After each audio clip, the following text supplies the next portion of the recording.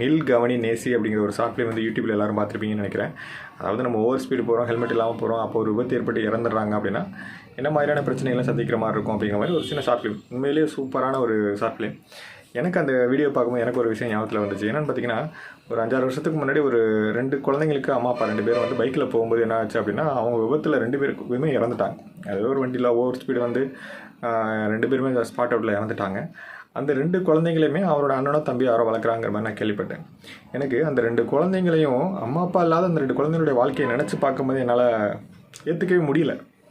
அது எப்படி அந்த குழந்தைங்க வாழும், யார்கிட்ட வேணால் வாழட்டும், ஆனால் அது அந்த குழந்தைங்களுக்கான சுதந்திரம், அந்த குழந்தைங்களுக்கான படிப்பு, எதிர்காலம் எல்லாமே கேள்விக்குறி தான்.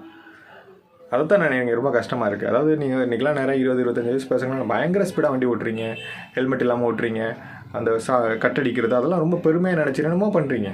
ஆனால் உங்களுக்கே சொல்கிறேன், உங்களுக்கு தாய் தந்தை இல்லை அப்படின்னா உங்களோட நிலைமை யோசிச்சு பாருங்கள். என்ன பண்ண முடியும்? அடுத்த வேலை சாப்பாட்டுக்கு என்ன பண்ண முடியும்? அடுத்த வேலை என்ன? எல்லாமே கேள்விக்குறி ஆயிரும். ஆனால் அதே இடத்துல உங்கள் இடத்துல ஒரு சின்ன குழந்தை யோசிச்சு பாருங்க, அந்த குழந்தையோட வாழ்க்கையை யோசிச்சு பாருங்க. இப்படி தான் நிறைய பேருடைய, அதாவது நம்ம சுற்றி உள்ள எல்லாருடைய வாழ்க்கையிலையுமே ஏதோ ஒரு விஷயங்கள் பின்னாடி இருக்கும்.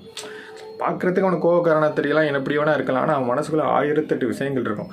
ஒருத்தன் வீட்டுக்குள்ளேருந்து வெளியில் வர்றானாவே அவன் உழைப்பை தேடியோ இல்லை பணத்தை தேடியோ ஏதோ ஒன்று, குழந்தைங்களுக்கு ஏதோ ஒன்று விஷயங்களையோ இல்லை குடும்பத்துக்கு ஏதோ ஒரு விஷயங்களை தேடி தான் வெளில வந்து நிற்கிறான். நீங்கள் ஒரு பஸ் ஸ்டாண்டில் போய் நில்லுங்க, அங்கே நிற்கிற அத்தனை பேர் மனசுலையும் ஒரு அழுத்தம் ஓடிக்கிட்டே இருக்கும். அடுத்து என்ன பண்ண போகிறோம், அடுத்து என்ன சம்பாதிக்க போகிறோம், அடுத்து குடும்பத்துக்காக என்ன சேர்க்க போகிறோம், குழந்தைகளுக்காக என்ன சேர்க்க போகிறோம் அப்படிங்கிற மாதிரியான ஒரு பயங்கரமான ஒரு கனவுகளோட தான் வந்து நிற்பாங்க. ஆனால் ஒரு அசால்ட்டாக ஒரு வேகமாக ஓட்டி ஒரு விபத்தை ஏற்படுத்தி அந்த வாழ்க்கையை ஒன்றுமே இல்லாமல் பண்ணிடுறீங்க சில பேர். தயவு செஞ்சு வேகமாக போகாதீங்க, ஹெல்மெட் போட்டு ஓட்டுங்க. அதே டயத்தில் ரொம்ப ஓவர் ஸ்பீடு வீலிங் பண்ணுறது, பைக்கில் சாகசம் பண்ணுறதெல்லாம் வந்து எனக்கு வருது. என்னால் வந்து சத்தியமாக அதெல்லாம் ஏற்றுக்கவே முடியாத ஒரு விஷயம்.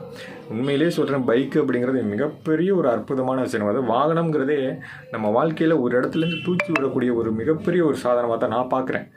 அதை நீங்கள் அப்படி பார்த்தீங்கன்னா உண்மையிலே உங்களுக்கு மிகப்பெரிய ஒரு விஷயமாக தெரியும். அதை வந்து நீங்கள் ஒரு பொழுதுபோக்காகவும், அது ஒரு என்ன சொல்கிறது, அதை வந்து ஒரு நமக்கு ஏதோ ஒரு விஷயத்துக்காக பயன்படுத்துறது வந்து ரொம்ப தப்பான காரியம். தயவு செஞ்சு இந்த மாதிரி பண்ணாதீங்க. வாங்கணுங்கிறது நம்ம வாழ்க்கையில் ஒரு இடத்துலேருந்து ரொம்ப தூரம் ஒரு விஷயங்களுக்கு தள்ளி கொண்டு போகக்கூடிய, ஒரு மேலிடத்துக்கு கொண்டு போகக்கூடிய ஒரு மிகப்பெரிய ஒரு அற்புதமான விஷயமாக பாருங்கள்.